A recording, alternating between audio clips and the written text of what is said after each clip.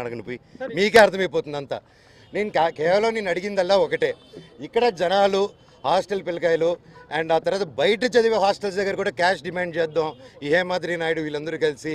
And వాళ్ళ దగ్గర WhatsApp చాట్లు అన్నీ ఉన్నాయి సార్, బెదిరించడే హాస్టల్ అంతా ఖాళీలు చేపించడం.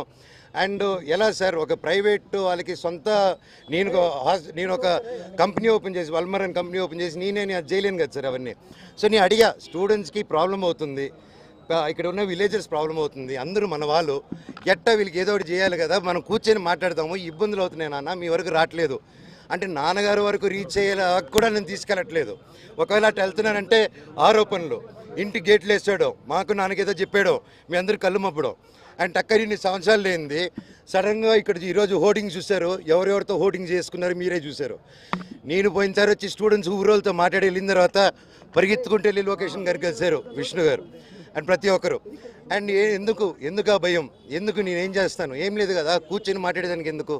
ఎనీవేస్ నేను గొడవకు రాలేదు, ఇక్కడ ఆపారు కాబట్టి చెప్పాను. అందరికీ కనుమ శుభాకాంక్షలు.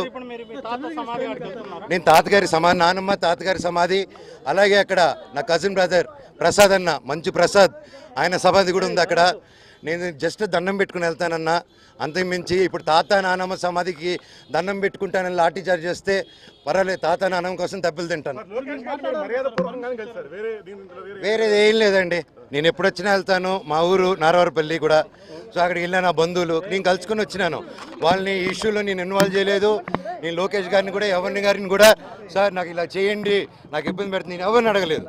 ఎందుకంటే ఇది నాది, నా ఒక్కడిది నేను డీల్ చేసుకుంటాను. సార్ తాత నాన్న పర్మిషన్ మీరు తీసుకొని వెళ్తారా మీ తాత నాన్న దగ్గరికి? అదొక ఇల్లు అంటే ఆయన ఉన్నారు, నాన్నగారు ఉండి రావద్దన్నారు కాబట్టి ఓకే. ఇప్పుడు తాత నాన్న సమాధికి ఇప్పుడు ఎట్టది మీరే చెప్పండి, న్యాయమా న్యాయం అది? వెళ్ళకూడదు.